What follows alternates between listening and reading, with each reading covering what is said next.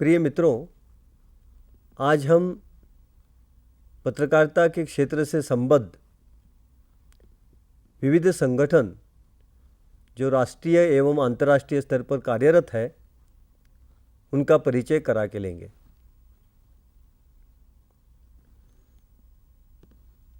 समाचार पत्रों में, रेडियो टीवी चैनल्स में खबरें, समाचार हर रोज़ पहुंचते हैं और समाचार या खबर पहुंचने के जो माध्यम है, जैसे उनके आपका अखबार के नुमाइंदे रहते हैं, पत्रकार रहते हैं, वो जो खुद न्यूज़ देते हैं, समाचार देते हैं, खबर भेजते हैं, उसके सिवाय एक बहुत अहम ऐसा स्रोत रहता है, वो है एजेंसियाँ, न्यूज़ एजेंसियाँ। और इसके सिवा सरकार से संबद्ध संस्थाएं भी समाचार पत्रों को, मीडिया को, रेडियो टेलीविज़न को समाचार देते हैं, जानकारी देते हैं, सूचना देते हैं, जिसके आधार पर ये सरकारी और खासगी चैनल्स न्यूज़ देते हैं, खबर देते हैं।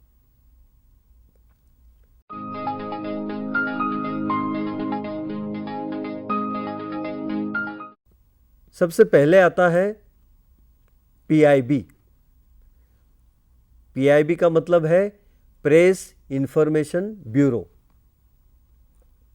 ये भारत सरकार का सूचना एवं प्रसारण मंत्रालय जो है, जिसे मिनिस्ट्री ऑफ इंफॉर्मेशन ब्रॉडकास्टिंग कहा जाता है, MIB, उसका एक घटक है, एकक है।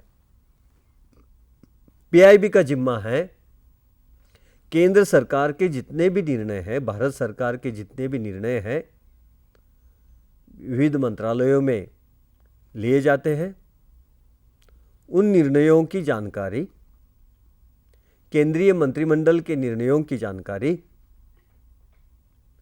विविध विभागों में चल रहे कार्यों की जानकारी, योजनाओं की जानकारी,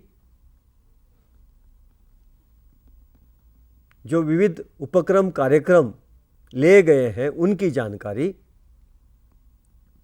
यश कथाएं, सक्सेस स्टोरीज, प्रेस को अवगत कराना। तो एक तरह से प्रेस इंफॉर्मेशन ब्यूरो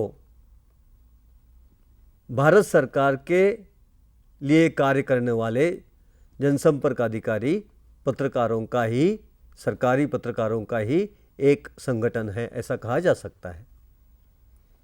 और पीआईबी ने समय के साथ साथ अपने कार्य में काफ़ी बदलाव किए हैं, सुधार किए हैं। आज के डिजिटल युग में उन्होंने, जैसे वो छायाचित्र भेजते थे, फोटोग्राफ भेजते थे समाचार पत्रों को, अभी वो डिजिटली फोटोग्राफ भेज रहे हैं, फीचर भेजते हैं, आलेख भेजते हैं, उनके लिए भी उन्होंने डिजिटल सिस्टम अपनाई है। समाचार भेजते हैं, सरकार के निर्णय भेजते हैं। हर रोज़ देश के पूरे समाचार पत्रों में, टेलीविज़न चैनलों में, दूरदर्शन में, रेडियो में, बुलेटिन में अंतर्भूत करने के लिए प्रेस इंफॉर्मेशन ब्यूरो से समाचार जाते हैं। और एक बहुत बड़े पैमाने पर भारत के सभी भाषाओं के समाचार पत्रों में, रेडियो टीवी चैनल्स पर पीआईबी से सूचना, जानकारी, खबर, समाचार जाते रहते हैं, आलेख जाते रहते हैं। एक बहुत बड़ा कारोबार है। पीआईबी के भारत के सभी राज्यों में अनेक एकक है, यूनिट्स हैं, जिसके द्वारा उस प्रदेश के समाचार पत्रों को, मीडिया को, रेडियो टेलीविज़न चैनल को खबरें, जानकारी, अहवाल, उसके साथ साथ आलेख दिए जाते हैं। पीआईबी को एक और जिम्मा रहता है कि पीआईबी को केंद्र के मंत्रीगण तथा केंद्र के सचिवगण या केंद्र के विभाग द्वारा जो प्रेस कॉन्फ्रेंसेस होती है, पत्र परिषद होती है, वो पत्रकार परिषदों का आयोजन भी उन्हें करना पड़ता है। प्राइम मिनिस्टर के साथ, महामहिम राष्ट्रपति के साथ जो पत्रकारों का मंडल जाता है, प्रेस का मंडल उनके साथ जाता है, ग्रुप जाता है, उसका चयन करना, सभी मंत्रालयों को प्रेस इन्फॉर्मेशन के बारे में, पत्र परिषद के बारे में, प्रेस नोट के बारे में जानकारी देना, सहयोग देना, उसके बारे में प्रशिक्षण देने का काम भी कभी कभी पीआईबी करती है। तो पीआईबी का आमतौर पर काम भारत सरकार के कार्य की जानकारी देना है, समाचार के जरिए, निर्णय के जरिए, आलेख के जरिए, छायाचित्रों के जरिए, जो कार्यक्रम होते हैं कार्यक्रमों के समाचार के जरिए। और ये काम पीआईबी अच्छे ढंग से करती आ रही है और अपना एक स्थान पीआईबी ने कायम किया है, क्योंकि सरकार क्या करती है इसकी जानकारी लोगों को लगती ही लगती है और इसके बारे में आधिकारिक तौर पर जो जानकारी लगती है वो आधिकारिक तौर पर जानकारी दी जाती है। जो अनेक प्रवक्ताएं होते हैं अनेक विभाग के, उनकी भी प्रेस कॉन्फ्रेंस करनी हो तो उसकी भी जानकारी पीआईबी के द्वारा दिया जाता है और वो सब काम पीआईबी प्रेस इन्फॉर्मेशन ब्यूरो अच्छी तरीके से पत्र सूचना कार्यालय करती आई है, करती रहेंगी और उसका काल के साथ साथ, तकनीक के साथ साथ जो बदलाव आते हैं वो बदलाव भी पीआईबी में आए हैं।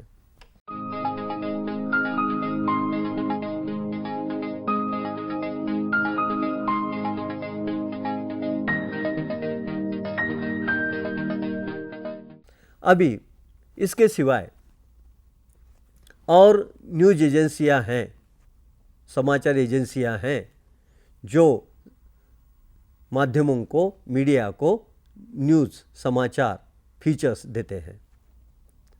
इसमें अहम है PTI, press trust of India.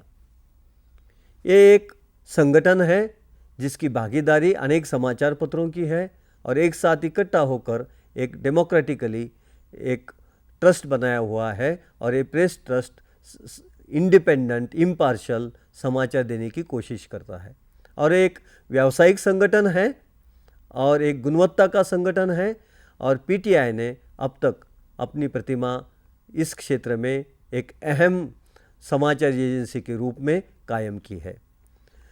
PTI की स्थापना 1948 में हुई थी और अब तक पीटीआई ने समाचारों का डिस्ट्रीब्यूशन करने में, निर्माण करने में और क्वालिटी देने में, एक अच्छे स्तर की न्यूज़ देने के क्षेत्र में एक अच्छा काम किया है, बरकस प्रयास किया है, अच्छी कोशिश की है और उनका एक प्रतिष्ठित न्यूज़ एजेंसी, समाचार एजेंसी के रूप में उन्होंने अपना नाम कायम किया है। नॉन अलाइन न्यूज़ पूल जो बना था उसके लिए भी पीटीआई ने एक नोडल एजेंसी के रूप में अच्छा काम किया है। तो पीटीआई भारत की सबसे प्रतिष्ठित न्यूज़ एजेंसी है और जिसका स्थान आज भी कायम है। बहुत सारे समाचार पत्र, बहुत सारे रेडियो टीवी चैनल्स पीटीआई के न्यूज़ को प्राथमिकता देते हैं। यही इसका सबूत है कि एक अच्छी तरह से कार्य कर रही है।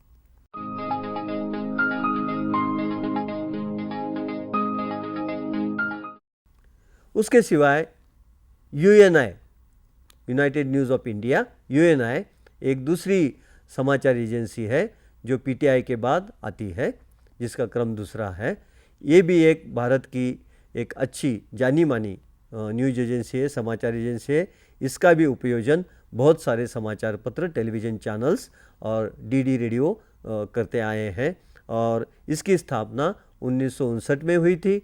और चूँकि न्यूज़ एजेंसियों में, समाचार एजेंसियों में एक स्पर्धात्मकता की ज़रूरत थी गुणवत्ता बढ़ाने के लिए, तो पीटीआई को एक स्पर्धात्मक एक एजेंसी आनी चाहिए थी। उसके रूप में ये यूएनआई ने काम किया है। यूएनआई अपनी फीचर सर्विस भी देता है, फ़ोटो सर्विस भी देता है और पीटीआई की तरह ही एक तरीके से ही ये समाचार एजेंसी अच्छी तरह से आज काम कर रही है। उसका उपयोजन सब मीडिया करते आते हैं।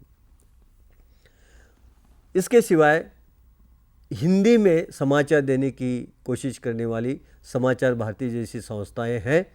लेकिन वो अभी तक इतनी पॉपुलर लोकप्रिय नहीं है। कुछ हिंदी प्रदेश में इन एजेंसियों का उपयोजन किया जाता है।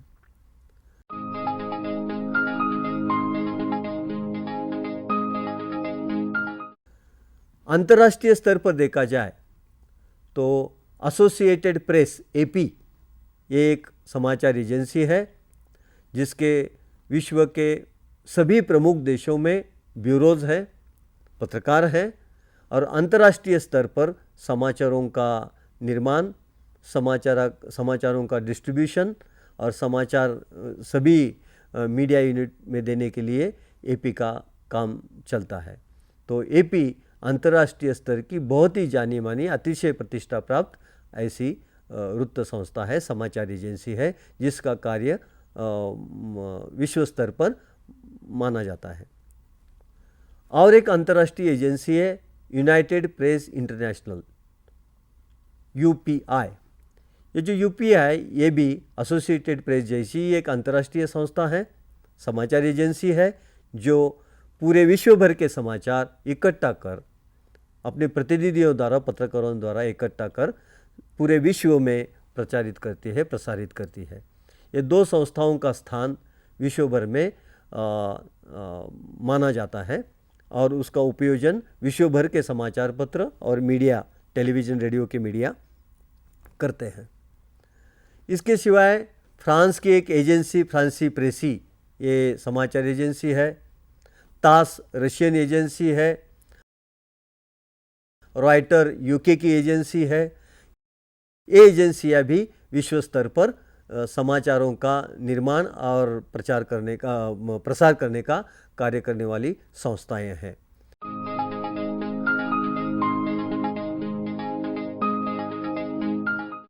इस न्यूज एजेंसी के अलावा भारत में समाचार पत्रों के कुछ संगठन हैं।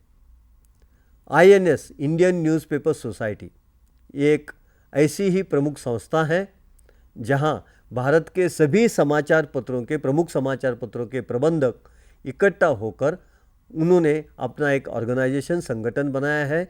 ये INS इंडियन न्यूज़पेपर सोसाइटी ये भारतीय समाचार पत्रों के प्रबंधकों का, मालिकों का संगठन है और समाचार पत्र से संबद्ध जो समस्याएं आती है, चाहे कागज़ के हो, प्रिंटिंग मशीन का हो, कई टैक्स का हो, इस मसले पर ये इंडियन न्यूज़पेपर सोसाइटी कार्य करती है और पत्रकारिता के फ्रीडम के लिए भी, ये अभिव्यक्ति स्वतंत्रता के लिए भी ये एजेंसी ये संगठन काम करता है।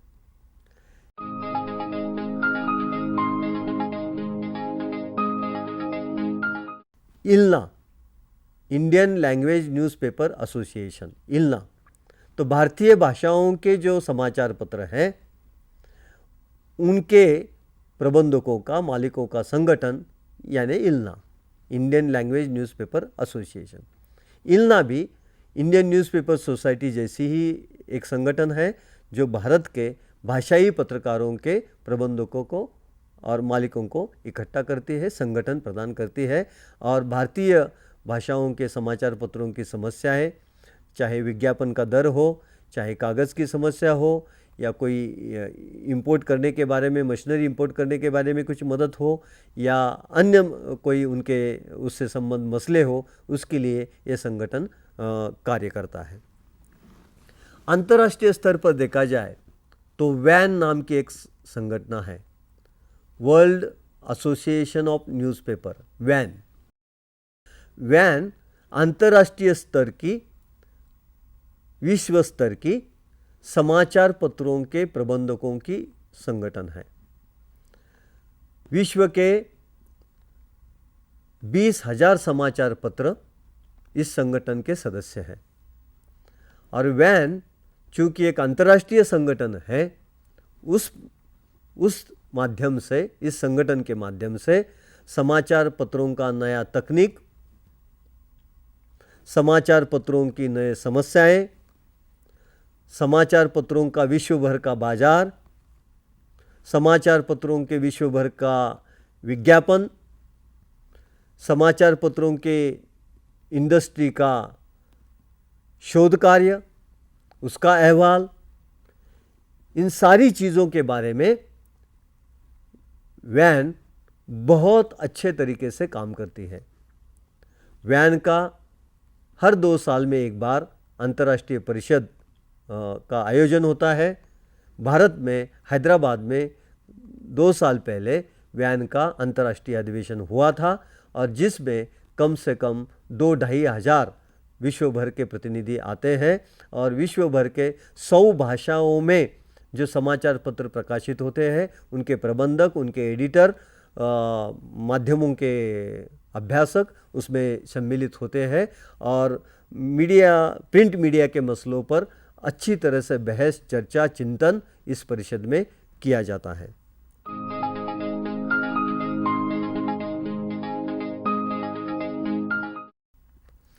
इसके सिवाय भारत में ABC audit bureau of circulation नाम की संस्था है, जिसका मुख्यतः जिम्मा यह है कि समाचार पत्रों के सर्कुलेशन, खपत का आंकड़ा जांचना और वो विदित करना। तो ये समाचार पत्रों के खपत का आंकड़ा ऐसा है जैसे किसी महिला को आयु पूछने जैसा कि सही आयु बताया जाए, पता नहीं। तो उसी तरह से समाचार पत्रों की सही खपत क्या है, तो ये खपत का मसला जो है वो जांचने का काम ऑडिट ब्यूरो ऑफ सर्कुलेशन का है। और जो संगठन समाचार पत्रों ने ही बनाया हुआ है, इसके कारण उसकी विश्वसनीयता अधिक मानी जाती है। तो ABC के द्वारा इस तरीके का काम होता है और हर 6 महीने के बाद एक रिपोर्ट जो मेंबर समाचार पत्र है उनके द्वारा ये रिपोर्ट प्रकाशित किया जाता है ABC के द्वारा कि किस समाचार पत्र का किस वर्ष के 6 मास में क्या सर्कुलेशन रहा है, बढ़ा है, कम हुआ है, जो भी है वो स्टैटिस्टिक्स, वो फिगर सर्कुलेशन के मिलते हैं, खपत के मिलते हैं और उसके आधार पर उनको एडवर्टाइजमेंट, विज्ञापन मिलते हैं। तो एक बहुत अहम भूमिका ऑडिट ब्यूरो ऑफ सर्कुलेशन करती है। विश्व स्तर पर हर देश में जो ऑडिट ब्यूरो ऑफ सर्कुलेशंस है उनका एक अंतर्राष्ट्रीय संगठन है, उसे कहते हैं international federation of audit bureau of circulations. तो विश्व भर के जो ABCs है हर देश में, उनका एक अंतर्राष्ट्रीय स्तर का ये संगठन है।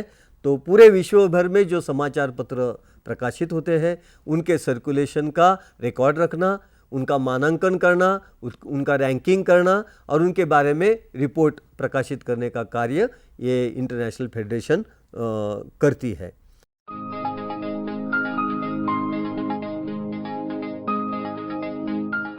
इसके सिवाय एक अंतर्राष्ट्रीय स्तर पर पत्रकारों का भी संगठन है, इंटरनेशनल फेडरेशन ऑफ जर्नलिस्ट। तो अंतर्राष्ट्रीय स्तर के जितने भी पत्रकार हैं वो इस फेडरेशन के सदस्य हैं। तो वो पत्रकारों के व्यावसायिक हित के लिए, पत्रकारों के संगठन के लिए, पत्रकारों के समस्याओं के लिए, पत्रकारों की सुरक्षा के लिए, पत्रकारिता पर जो आघात होते हैं उनके आघात पर कोई उपाय सुझाने के लिए ये संगठन विश्व स्तर पर काम करता है। इसके सिवाय international federation of editors and journalist अंतर्राष्ट्रीय स्तर का एक संगठन है जिसमें संपादक और पत्रकार सम्मिलित है। तो जितने भी अलग अलग देशों में पत्रकार और संपादकों के संगठन हैं उनका एक अंतर्राष्ट्रीय फेडरेशन बना हुआ है और ये फेडरेशन इस रूप में काम करता है जो विश्व स्तर पर पत्रकारों के समस्याओं का जिक्र करता है, चर्चा करता है, मंथन करता है, चिंतन करता है और उसके बारे में विविध अहवाल, रिपोर्ट्स प्रकाशित किए जाते हैं। इस तरह से विश्व स्तर पर अनेक संस्थाएं पत्रकारिता के हित में, पत्रकारों के संरक्षण के लिए, पत्रकारिता वृद्धिंगत होने के लिए, पत्रकारिता का अभिव्यक्ति स्वतंत्रता अक्षुण्ण रखने के लिए कार्य करती है। जैसे रिपोर्टर्स विदाउट बॉर्डर्स ये जो संस्था है, ये संस्था पत्रकारों पर जो हमले होते हैं, पत्रकारों की जो हत्याएं होती है, इसके लिए काम करने वाली संस्था है।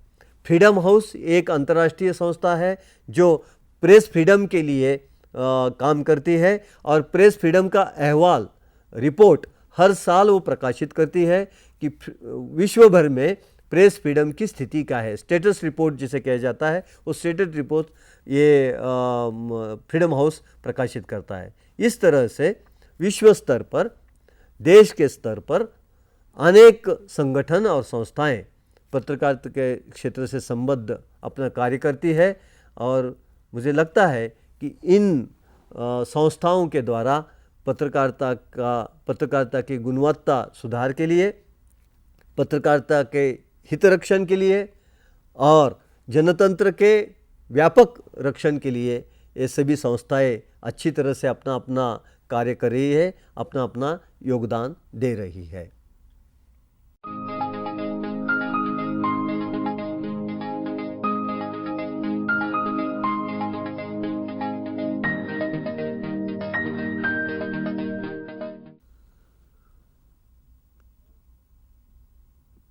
International federation of editors and journalist, यह एक अंतर्राष्ट्रीय संस्थान है जिसके सदस्य विश्व के संपादक और विश्व भर के पत्रकार हैं। यूनेस्को ने अपना जो कम्युनिकेशन एंड इंफॉर्मेशन डिवीज़न है उसके द्वारा ये प्रयास किया था और करता है भी है अभी भी यूनेस्को कि अभिव्यक्ति की स्वतंत्रता, प्रेस फ्रीडम, इसके लिए ये विभाग कार्य करता है। और इन्होंने इस international federation of editors and journalist को एक जिम्मा दिया था 80 के दशक में कि पत्रकारों के लिए आप खुद एक कोड ऑफ एथिक्स बनाएं, आचार संहिता बनाएं जो पूरे विश्व भर में सभी पत्रकारों के लिए दी जाए। चूँकि पत्रकारों पर किसी बाहरी नियंत्रक की ज़रूरत नहीं है, वो तो पत्रकारिता के स्वतंत्रता पर आक्रमण होगा, इसलिए सेल्फ रेगुलेशन, स्वयं नियमन की बात कही जाती है। और इसीलिए ये जो international federation of editors and journalist है उनको ये जिम्मा दिया गया कि आप पत्रकारों के लिए एक मॉडल कोड ऑफ एथिक्स बनाएं। ये मॉडल कोड ऑफ एथिक्स इसी का ही एक फलनिष्पत्ति है जिसमें 12 विषयों का चिंतन और चर्चा कर गाइडलाइंस, निर्देशन, दिशा निर्देश दिए गए हैं। पहला है press freedom. A free press is the most effective safeguard of the freedom of expression, without which other fundamental civil liberties cannot be protected. Press should have the right to publish news and comment without hindrance to ensure the public is fully informed. जनतंत्र में लोगों को सूचना का अधिकार है, जानकारी लेने का अधिकार है और ये जानकारी देने का कार्य पत्रकारिता करती है। इसलिए अभिव्यक्ति की स्वतंत्रता अक्षुण्ण रखनी है, कायम करनी है, उसको बढ़ावा देना है, तो प्रेस फ्रीडम, पत्रकारिता की स्वतंत्रता अत्यावश्यक है। अगर पत्रकारिता की स्वतंत्रता अबाधित नहीं है, बाधित है, तो जनता के, नागरिक के अधिकार का वहन नहीं होगा और नागरिक को पूरे तौर से अधिकार प्राप्त नहीं होंगे। लोगों के जो नागरिक अधिकार है उन पर कोई आँच आती है, बाध्यता आती है, कमी आती है, तो उस पर नज़र रखने का काम, सर्विलेंस रखने का काम पत्रकारिता करती है। और इसलिए प्रेस फ्रीडम के लिए कार्य करना ये पत्रकारों का प्रथम कर्तव्य माना जाता है और जनतंत्र की रक्षा करना भी पत्रकारिता का पहला कर्तव्य माना जाता है। दूसरा है फैक्ट्स, तथ्य। कोई भी समाचार, कोई भी आलेख, कोई भी आर्टिकल वो तथ्य पर हो, वस्तुनिष्ठ हो और fact should be established and reported with impartiality, ऐसा कहा गया है। जो भी आप तथ्य देंगे वो तथ्य आपने निपक्षपाती दृष्टिकोण से देने की ज़रूरत है, इम्पार्शली देने की ज़रूरत है, और जो तथ्य है उसको आधार भी देने की ज़रूरत है। ना मूलम लिखते किच्चित, जिसको आधार नहीं है ऐसी कोई भी चीज़ लिखनी नहीं चाहिए। तो पत्रकारों का ये जिम्मा बनता है, जो भी चीज़, जो भी बात हम कह रहे हैं, जो भी समाचार दे रहे हैं, खबर दे रहे हैं, उसके लिए तथ्य के आधार होने चाहिए, और उसके आधार पर वो सिद्ध करना चाहिए कि ये तथ्य, इस तथ्यों के आधार पर ये सच है, ये सच्चाई का अंश है। तो इसलिए कमिटमेंट टू द फैक्ट्स वो एक बात है। उसके बाद separation of news and opinion, समाचार, खबर और मत, इनमें भेद करने की ज़रूरत है। समाचार में मत ना आए और मतों में समाचार ना आए, ये देखना बहुत ज़रूरी है, और ऐसा होता नहीं। तो ऐसा हो रहा है अभी कि समाचार कौन सा है और विज्ञापन कौन सा है समझ में नहीं आ रहा है। तो इस स्थिति में इंटरनेशनल फेडरेशन का ये कहना है कि news should be news and opinion should be opinion. जहाँ मत दिया गया है, ओपिनियन दिया है, वहाँ मत आना चाहिए, और जहाँ न्यूज़ देनी चाहिए वहाँ प्योर, शुद्ध रूप में न्यूज़ आनी चाहिए। उसके बाद रिकॉग्निशन ऑफ डिफरेंट ओपिनियंस, किसी भी विषय को लेकर अलग अलग धाराएं, विचारधाराएं, अलग अलग पक्ष होते हैं, सभी पक्षों को देने की जिम्मेवारी है, और वो देने की जिम्मेवारी पत्रकारों ने अच्छी तरह से निभानी चाहिए। उसके बाद रिस्पेक्ट फॉर ह्यूमन डिग्निटी, पत्रकारिता तो समाज की सेवा करती है, पब्लिक सर्विस इंडस्ट्री है, तो मानवता और मानवता की सेवा यह अंतिम ध्येय है पत्रकारिता का। तो ये पब्लिक कॉज की इंडस्ट्री है, जनता के लिए कार्य करने वाली इंडस्ट्री है, तो मानवता ही उसका मूल मंत्र हो सकता है। तो dignity of humanity should be maintain by the press, ये कहा गया है। उसके सिवाय presentation of violence, crime, terrorism, acts of brutality should not be glorified. Violence है, हिंसा है, दहशतगर्दियों की कृतियां हैं, व्यक्तिमत्व हैं, और जो भी चीज़ समाज को घातक है, जनतंत्र के खिलाफ है, हिंसा की दौड़ में हिस्सा लेने वाली बात है, इन सभी चीज़ों को ग्लोरीफाई करने की कोशिश नहीं करनी चाहिए। कभी कभी हमें ऐसा नज़र आता है समाचार पत्रों में कि जो क्रिमिनल्स है, गुनहगार है, उनका उदात्तीकरण किया जाता है, ग्लोरीफिकेशन किया जाता है। तो ये चीज़ नहीं होनी चाहिए, इसके लिए प्रिकॉशन लेनी चाहिए, ऐसा ये कोड ऑफ कंडक्ट में कहा गया है। करेक्शन ऑफ फेल्सहुड, गलती से कभी कभार पत्रकारिता में गलत सूचना, जानकारी छपाई जाती है, कही जाती है।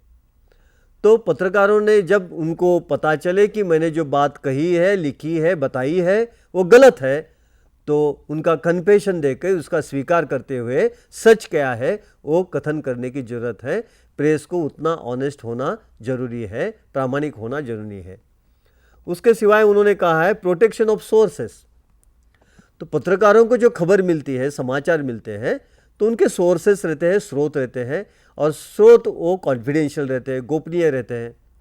अगर उनका नाम सामने आ गया तो किसी पक्ष के द्वारा उन पर हमला हो सकता है, जानलेवा भी हमला हो सकता है, उनको धोखा हो सकता है। इसीलिए पत्रकारों का ये जिम्मा बनता है कि उनके जो स्रोत है, किसी भी हालत में, चाहे न्यायालय कहे, चाहे पुलिस कहे, जानकारी देना उन्होंने नहीं चाहिए। तो ये बात उसमें कही गई है।